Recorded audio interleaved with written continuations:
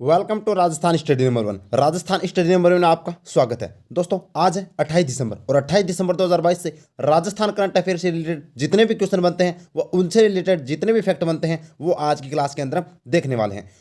इसके अंदर क्या देखेंगे?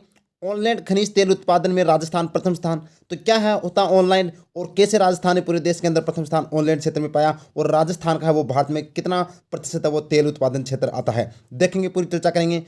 मैं भी बाल सरपंच अभियान की शुरुआत है वो जयपुर जिले से की गई है। क्या है बाल सरपंच अभियान, देखेंगे, पूरी चर्चा करेंगे दोस्तों। और आर्थिक विकास दर में राजस्थान का देश में दूसरा स्थान, तो कौन सी आर्थिक विकास दर थी ये, उस पर राजस्थान का दूसरा स्थान रहा, तो देखेंगे, पूरी चर्चा करेंगे इसके अंदर भी दोस्तों। इसकी पीडीएफ प्राप्त करने के लिए राजस्थान स्टडी नंबर 1 टेलीग्राम को ज्वाइन कीजिएगा और राजस्थान स्टडी नंबर 1 में पहली बार विजिट कर रहे हैं तो सब्सक्राइब कर लीजिएगा। डेली करंट अफेयर में उनसे रिलेटेड फैक्ट बहुत ही शॉर्ट स्मार्ट तरीके से आपको शेयर किए जाते हैं। तो स्टार्ट करते हैं हमारे सेशन को without time wasting. First question आज का फर्स्ट क्वेश्चन है, ऑनलैंड क्षेत्र में खनिज तेल में राजस्थान में किस स्थान पर है? तो यानी कि ऑनलैंड क्षेत्र में खनिज तेल उत्पादन में राजस्थान देश में किस स्थान पर है, ये क्वेश्चन है दोस्तों। तो इसके अंदर है वो प्रथम स्थान पर है। अब देखिए ऑनलैंड होता क्या है, पूरी चर्चा करेंगे और क्या रहा राजस्थान का स्कोर। तो देखिए दोस्तों, खनिज तेल उत्पादन में राजस्थान, पहले आपको पता होना चाहिए कि राजस्थान भारत का लगभग राजस्थान में 20% तेल उत्पादन किया जाता है, 20 प्लस से अधिक है, लगभग 22-23%। ठीक है, भारत में स्थान, तो भारत में दूसरा स्थान है। ओवरऑल के हिसाब से कौन सा स्थान आता है? दूसरा स्थान आता है, क्योंकि प्रथम स्थान किसका है? मुंबई हाई, जो समुद्र तेल से उत्पादन किया जाता है। लेकिन ऑनलैंड में राजस्थान प्रथम स्थान। तो अब ये ऑनलैंड क्या होता है? तो यानी कि भूमि से उत्पादन, इसका ऑनलैंड का मतलब होता है कि भूमि से उत्पादन होने वाला तेल, भूमि से उत्पादन होने वाले तेल के अंदर राजस्थान प्रथम स्थान पर है। लेकिन समुद्र से की बात करें तो यानी कि सबसे ज़्यादा मुंबई हाई से होता है, फिर 2 नंबर पर ओवरऑल राजस्थान के अंदर आता है। लेकिन भूमि से उत्पादन ऑनलैंड में राजस्थान है वो प्रथम स्थान पर है। आई होप आपको समझ में आ गया होगा। और लगभग भारत का है वो 20% राजस्थान में तेल उत्पादन किया जाता है। और उत्पादन की बात करें तो 6 million metric ton per year दोस्तों यहाँ पर है वो दोस्तों राजस्थान में उत्पादन किया जाता है। अब बात करते हैं कि राजस्थान के अंदर तेल खनिज, यानी कि राजस्थान में तेल बेसिन 4 आते हैं। ये एग्जाम की दृष्टि से और ज्योग्राफी की दृष्टि से इंपॉर्टेंट बनता है। तो इसके अंदर देखिए, एक तो आता है बीकानेर नागौर तेल बेसिन, एक जैसलमेर तेल बेसिन, और एक है सांचौर बाड़मेर तेल बेसिन, और एक विंध्य तेल बेसिन। ये दोस्तों तेल बेसिन आते हैं, यानी कि ये 4 तेल बेसिन हैं और 14 जिले इसके अंदर आते हैं। एग्जाम की दृष्टि से इंपॉर्टेंट है। तो ऑनलाइन क्षेत्र में राजस्थान का है वो प्रथम स्थान है रहा है, एग्जाम की दृष्टि से मोस्ट इंपॉर्टेंट है। बढ़ते हैं नेक्स्ट क्वेश्चन की ओर। और अगर आपको वास्तव में क्लास अच्छी लग रही है तो लाइक कीजिएगा, शेयर कीजिएगा और सब्सक्राइब करना न भूले दोस्तों।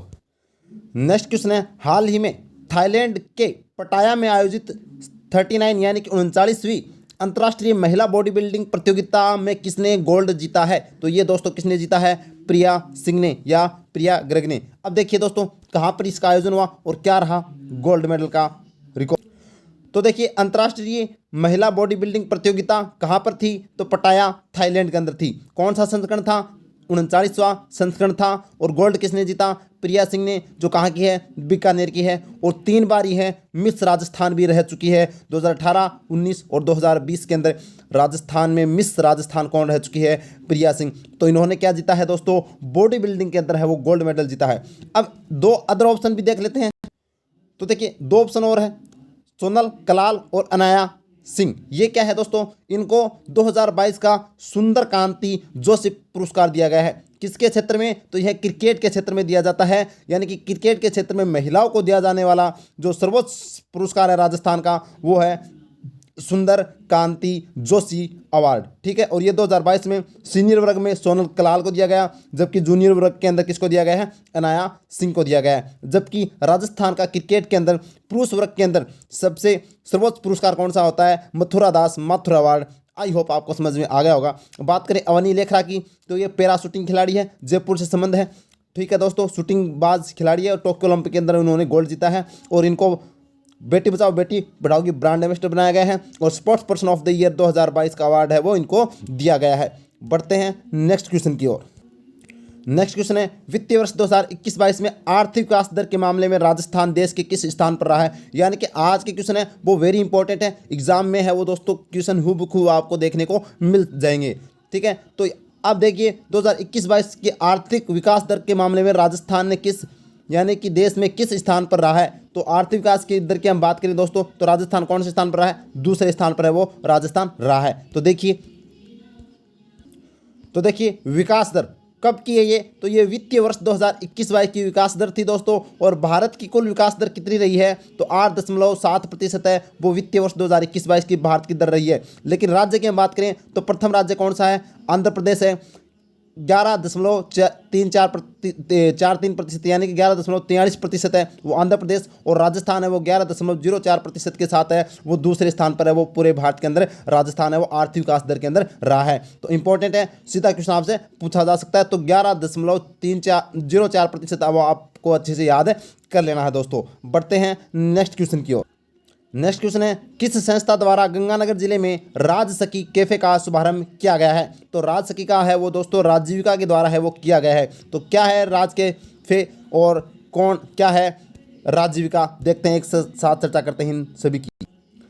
तो देखिए राजीविका राजस्थान ग्रामीण आजीविका परिषद शुभारंभ है, इन्होंने राज सखी कैफे का जो गंगानगर के अंदर किया है दोस्तों। अब आपसे पूछा जाए कि राजीविका के चेयरमैन कौन होते हैं, तो मुख्यमंत्री है वो इसके चेयरमैन होते हैं। जबकि कार्यकारी चेयरमैन कौन होते हैं, तो मुख्य सचिव। और मुख्य सचिव आपको पता है कौन है, उषा शर्मा है, राजस्थान की मुख्य सचिव कौन है, उषा शर्मा। जबकि राजीविका की ब्रांड एम्बेसडर कौन है, तो दोस्तों रूमा देवी। और रूमा देवी का संबंध है वो बाड़मेर जिले से, किस जिले से, बाड़मेर से। और 2021 में इनको नारी शक्ति पुरस्कार से सम्मानित किया गया है। अब बात करें तो इंपॉर्टेंट क्वेश्चन है और ये पूछा भी गया है कि राजीविका ने किसके साथ MOU किया है, तो तेलंगाना की एक संस्था है स्त्री निधि, इसी के साथ है वो दोस्तों MOU किया गया था। एग्जाम की दृष्टि से इंपॉर्टेंट है। बढ़ते हैं नेक्स्ट क्वेश्चन की ओर। नेक्स्ट क्वेश्चन है, राजस्थान पर्यटन विकास निगम RTDC हेलीकॉप्टर जॉय राइडर शुरुआत कहाँ से कर रहा है। तो यानी कि RTDC के द्वारा दोस्तों हेलीकॉप्टर जॉय राइड की शुरुआत है वो कहाँ पर की जा रही है, तो सम जैसलमेर में। आपको पता है अब सैलानियों का है वो सैलाब उमड़ चुका है राजस्थान के अंदर, तो उनके लिए दोस्तों हेलीकॉप्टर की सुविधा है वो की गई है। और यहाँ पर क्या किया जाएगा कि 5 मिनट हेलीकॉप्टर की राइड करवाई जाएगी और उसके 7,000 रुपये वो लिए जाएंगे। ये किसके द्वारा, RTDC के द्वारा। RTDC एक क्या है दोस्तों, पर्यटन विकास की एक विकास संस्था है, यानी कि जो पर्यटन विभाग है उसके द्वारा स्थापित की गई विकास संस्था है। और इसकी स्थापना है RTDC की कब होती है, तो 1900 हम बात करें दोस्तों तो 1978 के अंदर है वो इसकी जो स्थापना होती है। ठीक है, अब देख लेते हैं अदर ऑप्शन। सुंदा माता जालोर, आपको पता है यहाँ पर राजस्थान का प्रथम रोपवे बना था। तो यहाँ पर क्या बना था, प्रथम रोपवे है वो बना था। खाजवाला बीकानेर की बात करें दोस्तों तो यहाँ पर क्या है, BSF का रिट्रीट सेरेमनी है वो यहाँ पर स्थापित किया गया है। जबकि सम जैसलमेर की हम बात करें तो यहाँ पर एक BSF थीम पार्क भी बनाया गया है, जो हमने 3 दिन पहले पढ़ा था। BSF थीम पार्क है वो सम जैसलमेर के अंदर बनाया गया है, एग्जाम की दृष्टि से इंपॉर्टेंट है। और खोले के हनुमान जी मंदिर, ये राजस्थान का प्रथम स्वचालित रोपवे है। क्या है, राजस्थान का प्रथम स्वचालित रोपवे है, एग्जाम की दृष्टि से इंपॉर्टेंट है। बढ़ते हैं नेक्स्ट क्वेश्चन की ओर। नेक्स्ट क्वेश्चन है, मुख्यमंत्री अशोक गहलोत ने एक साथ कितनी 108 एम्बुलेंस का लोकार्पण किया है। तो 108 जो 167 दोस्तों एम्बुलेंस का है वो लोकार्पण किया है। कितनी एम्बुलेंस थी, 167 एम्बुलेंस थी। अब बात करें तो इसी के साथ एक मोबाइल ऐप भी लॉन्च किया गया है जिसका नाम है दोस्तों 108 एम्बुलेंस मोबाइल ऐप। क्या है, 108 एम्बुलेंस मोबाइल ऐप का जो लॉन्च भी है वो किसके द्वारा किया गया है, मुख्यमंत्री अशोक गहलोत के द्वारा किया गया है, एग्जाम की दृष्टि से इंपॉर्टेंट है। बढ़ते हैं नेक्स्ट क्वेश्चन की ओर। नेक्स्ट क्वेश्चन है, 9 से 12 फरवरी 2023 को राजस्थान डेल्फिक के खेलों का आयोजन कहाँ किया जाएगा। तो यहाँ पर बात करें फरवरी 9 से 12 फरवरी 2023 के अंदर क्या कौन सा खेल है, डेल्फिक। अब ये होता क्या है, तो डेल्फिक है दोस्तों कला और संस्कृति और जितने भी मतलब जो कथक डांस वगैरह होते हैं, यानी कि कला के क्षेत्र में जो भी डांस वगैरह या फिर सॉन्ग वगैरह होते हैं उनको दोस्तों आयोजन किया जाएगा कहाँ पर, अपने जवाहर कला केंद्र जयपुर के अंदर। अब जवाहर कला केंद्र का नाम आया है तो जवाहर कला केंद्र के अंदर दोस्तों बात करें इसकी स्थापना है वो 1993 के अंदर होती है। इसके वास्तुकार कौन है, चार्ल्स कोरिया है और ये जयपुर के अंदर स्थापना है वो इसकी की गई है, ये आपको ध्यान रखना है। ठीक है, बढ़ते हैं नेक्स्ट क्वेश्चन की। नेक्स्ट क्वेश्चन है, मैं भी बाल सरपंच अभियान के तहत राज्य स्तरीय बाल सरपंच अधिवेशन का आयोजन कहाँ किया जा रहा है? तो इसका आयोजन है वो जयपुर के अंदर किया जा रहा है। और ये कब से कब तक चला था दोस्तों? तो ये 25 से 27 दिसंबर के मध्य है वो इसका आयोजन किया गया था। एग्जाम की दृष्टि से इंपॉर्टेंट, मैं भी बाल सरपंच अभियान है वो जयपुर से संबंधित है, एग्जाम की दृष्टि से इंपॉर्टेंट है।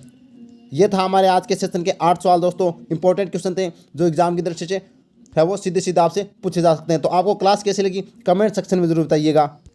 अगर क्लास अच्छी लगी तो लाइक कीजिएगा, शेयर कीजिएगा और सब्सक्राइब करना न भूलिए दोस्तों। Thank you. जय हिंद, जय भारत।